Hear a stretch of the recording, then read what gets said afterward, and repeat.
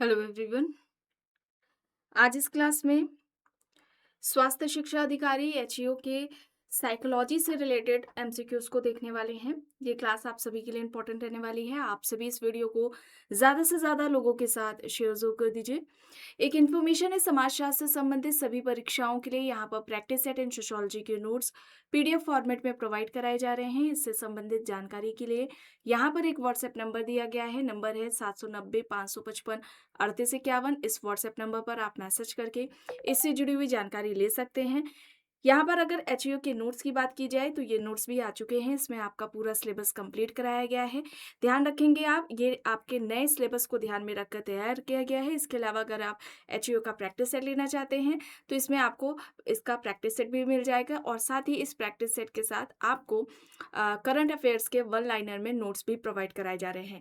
कोई भी इससे जुड़ी हुई जानकारी चाहते हैं तो नीचे आप व्हाट्सएप नंबर देख रहे हैं 790-555-3851। इस व्हाट्सएप नंबर पर आप मैसेज करके इससे जुड़ी हुई जानकारी ले सकते हैं। बस कुछ ही देर में क्लास शुरू होने वाली है। आप सभी इस वीडियो को ज़्यादा से ज़्यादा लोगों के साथ शेयर ज़रूर कर दीजिए। आप सभी जानते हैं, आपने सिलेबस देखा होगा, आपका सिलेबस 2 पार्ट में डिवाइड है। पहला पार्ट है आपका जनरल स्टडीज़ का, सामान्य अध्ययन का, और दूसरा जो पार्ट है वो आपका सोशल साइंस, सामाजिक विज्ञान से संबंधित है। सामाजिक विज्ञान में टोटल 8 विषय हैं और इन 8 विषयों को आपको पढ़ना है। ऐसा नहीं है आपने जिस सब्जेक्ट से अप्लाई किया है फॉर्म, आपको वही पढ़ना हो, ऐसा नहीं है। आपको आठों सब्जेक्ट्स पढ़ने होंगे। इससे पहले समाजशास्त्र और एंथ्रोपोलॉजी से रिलेटेड क्लासेस हो चुकी है। अच्छा, अभी तक जितनी भी क्लासेस ली गई हैं, एचईओ के नाम से फ़ोल्डर उनका बना दिया गया है, जो कि आपको चैनल के प्लेलिस्ट में मिल जाएगा। वहाँ पर आपको सारी क्लासेस एक जगह मिल जाएँगी, तो आप उन्हें आसानी से कर सकते हैं। ओके, चलिए शुरू करते हैं। देखिए, पहला यहाँ पर प्रश्न है, साइकोलॉजी शब्द की उत्पत्ति किस भाषा से हुई है? यहाँ पर ऑप्शंस दिए गए हैं, लैटिन, ग्रीक यानी कि यूनानी, जर्मन, फ्रेंच यहाँ पर दिया गया है। साइकोलॉजी शब्द की उत्पत्ति किस भाषा से हुई है? यहाँ पर इस प्रश्न का सही आंसर क्या हो जाएगा? साइकोलॉजी शब्द की उत्पत्ति किस भाषा से हुई है? तो साइकोलॉजी शब्द की जो उत्पत्ति है वह ग्रीक या यूनानी भाषा से हुई है। ऑप्शन बी यहाँ पर राइट आंसर हो जाएगा। ठीक है, विकल्प आपका यहाँ पर क्या हो जाएगा? ऑप्शन ए यहाँ पर राइट आंसर हो जाएगा। ठीक है, विकल्प ए आपका सॉरी विकल्प बी यहाँ पर ग्रीक या यूनानी यहाँ पर राइट आंसर हो जाएगा। इसे आप याद रखेंगे। और साइकोलॉजी की अगर हम बात करें तो ये जो शब्द है वो 2 शब्दों से मिलकर बना है, साइकी और जो आपका लोगस है, इससे मिलकर के बना है। ठीक है, तो यहाँ पर याद रखेंगे ऑप्शन बी होगा। आगे देखते हैं, साइकोलॉजी शब्द किन 2 शब्दों यानी साइकी प्लस लोगस से मिलकर बना है, जहाँ साइकी का प्रारंभिक अर्थ क्या है? मन, व्यवहार, आत्मा, चेतना। यहाँ पर ऑप्शंस दिए गए हैं। साइकोलॉजी 2 शब्दों से मिलकर बना है, साइकी प्लस लोगस। लोगस यहाँ पर साइकी शब्द का अर्थ पूछा जा रहा है, तो यहाँ पर क्या होगा? साइकी का अर्थ क्या है? सोल यानी कि आत्मा, और वहीं पर लोगस से अगर तात्पर्य देखा जाए तो अध्ययन या विज्ञान। ठीक है, तो यहाँ पर आपका क्या हो जाएगा? आत्मा हो जाएगा। ऑप्शन बी यहाँ पर आपका सही आंसर हो जाएगा। ठीक है, जो प्रारंभिक इसका अर्थ है वह आत्मा का विज्ञान है। ऑप्शन सी यहाँ पर इसका राइट आंसर हो जाएगा।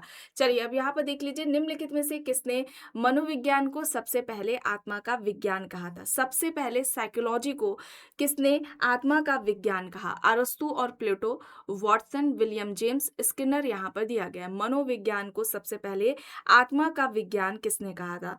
अरस्तु और प्लेटो, वॉटसन, विलियम जेम्स, स्किनर यहाँ पर दिया गया है।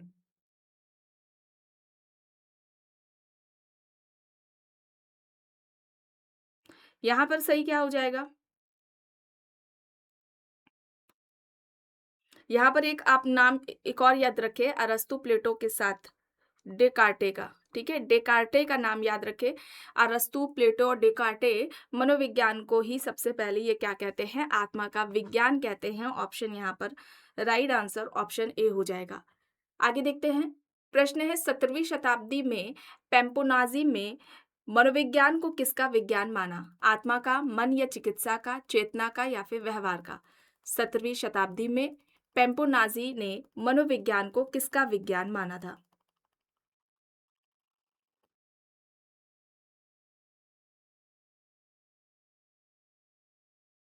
यहाँ पर सही क्या हो जाएगा? पेम्पोनाज़ी ने मनोविज्ञान को किसका विज्ञान माना था? मन या मस्तिष्क का। ऑप्शन बी यहाँ पर राइट आंसर हो जाएगा और पेम्पोनाज़ी के साथ आपको एक नाम याद रखना है, थॉमस रीड का, ठीक है?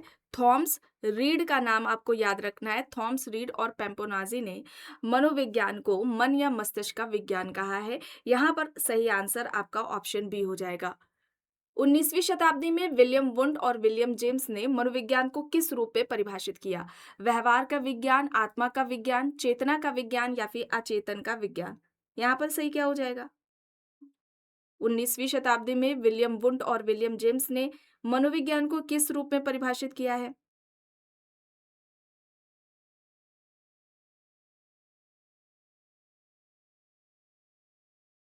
यहाँ पर सही क्या हो जाएगा? यहाँ पर क्या बोला गया? 19वीं शताब्दी में विलियम वुड, विलियम जेम्स ने मनोविज्ञान को किस रूप में परिभाषित किया है? चेतना का विज्ञान। चेतना का विज्ञान ऑप्शन सी यहाँ पर सही हो जाएगा। मनोविज्ञान ने सबसे पहले अपनी आत्मा का त्याग किया, फिर मन का त्याग किया, फिर चेतना को खोया और अब वह व्यवहार के ढंग को अपनाए हुए है। यह प्रसिद्ध कथन किसका है? साइकोलॉजी को इस तरह से किसने परिभाषित किया? मनोविज्ञान ने सर्वप्रथम अपनी आत्मा का त्याग किया, फिर मन का त्याग किया, फिर चेतना को खोया, अब यह व्यवहार के ढंग को अपनाए हुए है। यह प्रसिद्ध कथन किसका है? स्किनर, वुडवर्थ, मैकडूगल, वॉटसन यहाँ पर ऑप्शंस दिए गए हैं।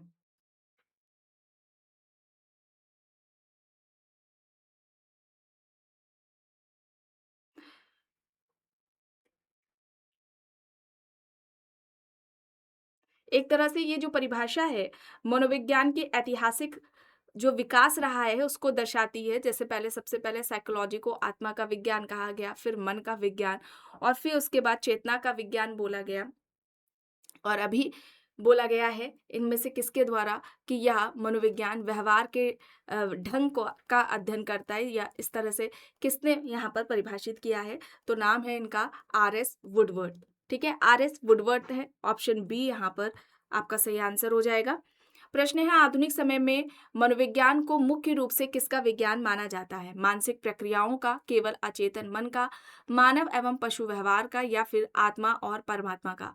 आधुनिक समय में मनोविज्ञान को मुख्य रूप से किसका विज्ञान माना जाता है?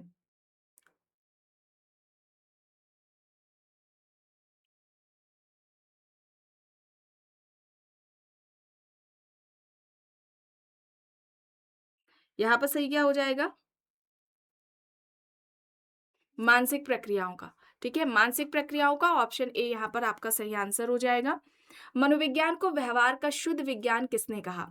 जेबी Watson, Sigmund Freud, William Wundt, Adler यहाँ पर दिया गया है। मनोविज्ञान को व्यवहार का शुद्ध विज्ञान किसने कहा है?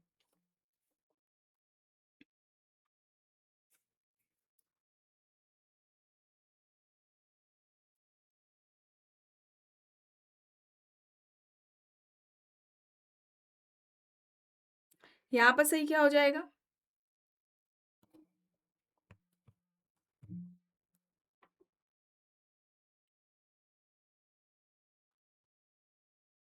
यहाँ पर जेबी वॉटसन। ठीक है, जेबी वॉटसन होगा। मनोविज्ञान को व्यवहार का शुद्ध विज्ञान किसके द्वारा कहा गया है?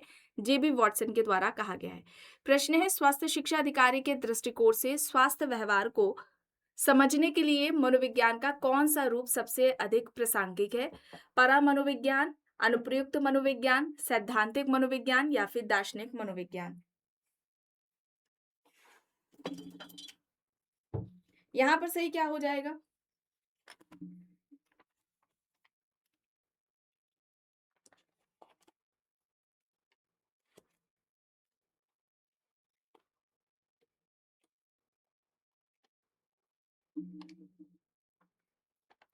राइट आंसर यहाँ पर आपका क्या हो जाएगा?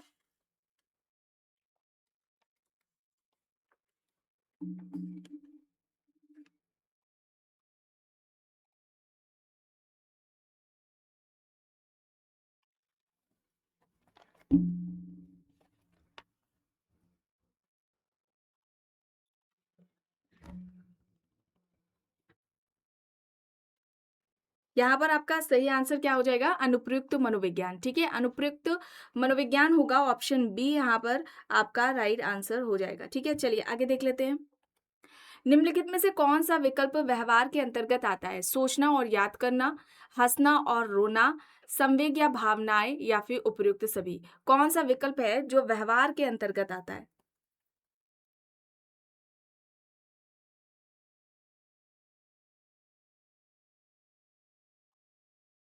यहाँ पर ये सभी हो जाएगा ऑप्शन डी, ठीक है? विकल्प डी यहाँ पर राइट आंसर हो जाएगा, ठीक है? ऑप्शन डी यहाँ पर आपका सही हो जाएगा। प्रश्न है मनोविज्ञान का प्रथम और बुनियादी लक्ष्य क्या है? व्यवहार का नियंत्रण, व्यवहार का मापन एवं वर्णन, व्यवहार का पूर्वानुमान या फिर व्यवहार में संशोधन?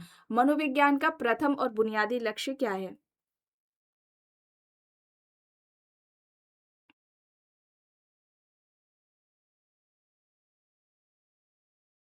यहाँ पर व्यवहार का मापन और वर्णन होगा। ऑप्शन बी यहाँ पर सही हो जाएगा, ठीक है? विकल्प बी यहाँ पर सही हो जाएगा। चलिए अब यहाँ पर देखिए, जब एक मनोवैज्ञानिक यह समझने की कोशिश करता है कि कोई व्यक्ति विशेष परिस्थिति में वैसा व्यवहार क्यों कर रहा है, तो वह किस लक्ष्य को पूरा कर रहा है? वर्णन क्या करना, व्याख्या करना, नियंत्रण करना या फिर पूर्वानुमान करना? जब एक मनोवैज्ञानिक यह समझने की कोशिश करता है कि कोई व्यक्ति विशेष परिस्थिति में वैसा व्यवहार क्यों कर रहा है, तो वह किस लक्ष्य को पूरा कर रहा है।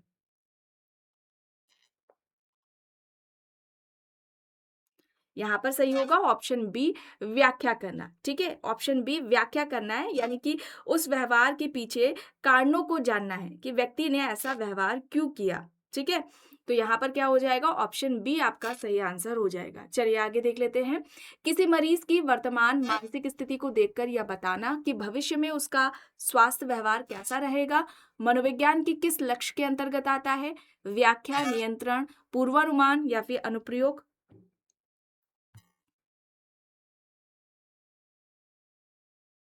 वर्तमान व्यवहार के अगर आधार पर देखा जाए, तो यहाँ पर किसी व्यक्ति के व्यवहार की क्या करना होगा? भविष्यवाणी करना होगा। पूर्वानुमान या भविष्यवाणी, ऑप्शन सी यहाँ पर आपका सही आंसर हो जाएगा। चलिए आगे देख लेते हैं। स्वास्थ्य शिक्षा में किसी व्यक्ति की बुरी आदतों जैसे कि धूम्रपान को छुड़ाने के लिए जब मनोवैज्ञानिक तकनीकों का उपयोग किया जाता है, तो वह लक्ष्य होता है केवल वर्णन, नियंत्रण या संशोधन, केवल व्याख्या या फिर इतिहास लेखन?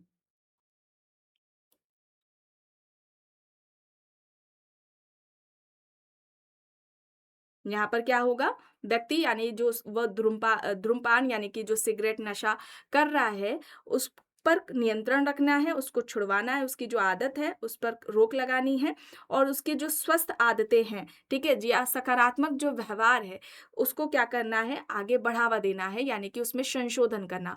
ऑप्शन बी नियंत्रण या संशोधन होगा। ऑप्शन बी यहाँ पर आपका सही आंसर हो जाएगा। अब यहाँ पर देखिए, मनोविज्ञान के लक्ष्यों का सही तार्किक क्रम क्या है, ये बताना है।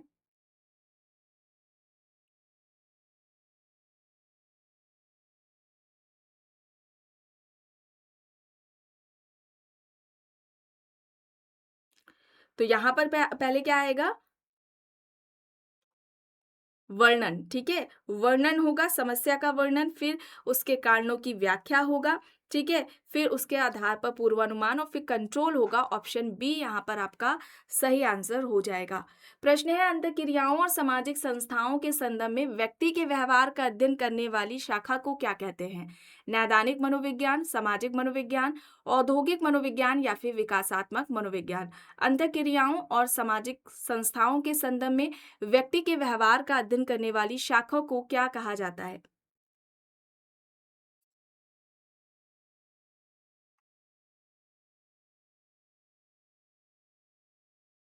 यहाँ पर आपका सोशल साइकोलॉजी हो जाएगा, सामाजिक मनोविज्ञान, ऑप्शन बी, ठीक है? विकल्प बी यहाँ पर सही हो जाएगा।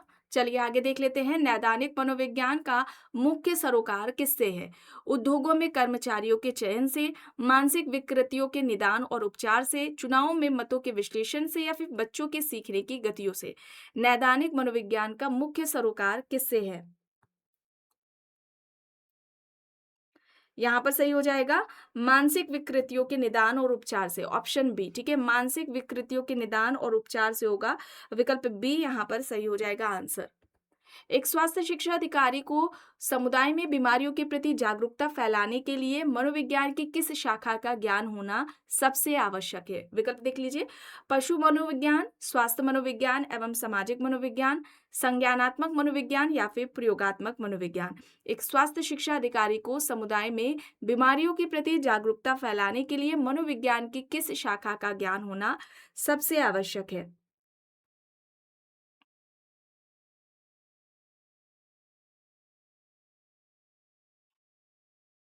यहाँ पर आपका सही हो जाएगा स्वास्थ्य मनोविज्ञान एवं सामाजिक मनोविज्ञान। विकल्प बी यहाँ पर आपका सही आंसर हो जाएगा। मानव के गर्भाधान से लेकर वृद्धावस्था तक होने वाले व्यवहारिक और शारीरिक परिवर्तनों का अध्ययन किस शाखा में किया जाता है? असामान्य मनोविज्ञान, विकासात्मक मनोविज्ञान, शिक्षा मनोविज्ञान या फिर सैन्य मनोविज्ञान।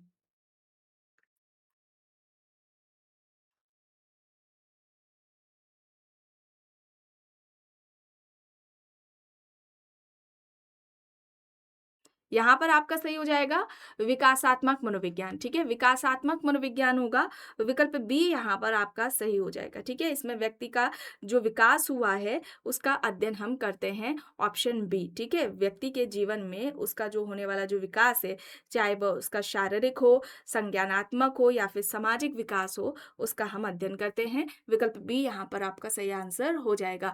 संज्ञानात्मक मनोविज्ञान का संबंध मुख्य रूप से किससे है? केवल शारीरिक गतियों से या फिर मानसिक प्रक्रियाओं जैसे कि चिंतन, स्मृति, समस्या समाधान और प्रत्यक्षीकरण से, तंत्रिका तंत्र के ऑपरेशनों से या फिर अलौकिक शक्तियों के प्रभाव से। संज्ञानात्मक मनोविज्ञान का संबंध मुख्य रूप से किससे है?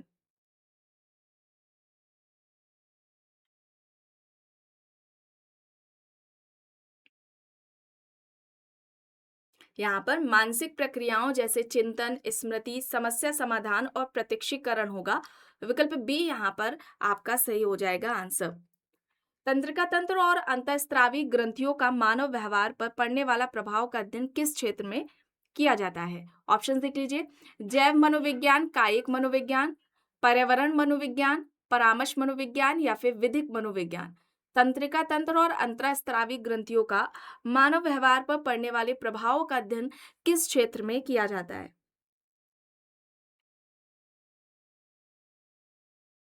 यहाँ पर सही हो जाएगा जैव मनोविज्ञान या फिर कायिक मनोविज्ञान, विकल्प ए, ठीक है? ऑप्शन ए यहाँ पर आपका सही आंसर हो जाएगा।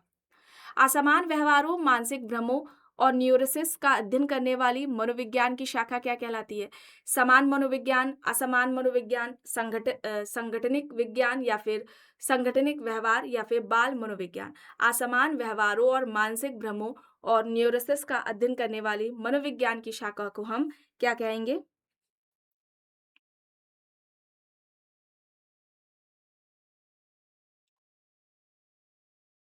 वह असमान मनोविज्ञान के अंतर्गत हम कहेंगे, यानी कि ऐसा बिहेवियर जो सामान्य जो हमारे सामाजिक मानदंड मूल्य हैं उनसे हट करके करता है, जो कि समाज के लिए सही भी नहीं है, वो इसके अंतर्गत आएगा, ठीक है? असमान व्यवहार के अंतर्गत आएगा। यहाँ पर क्या हो जाएगा? असमान मनोविज्ञान, ऑप्शन बी यहाँ पर आपका सही आंसर हो जाएगा।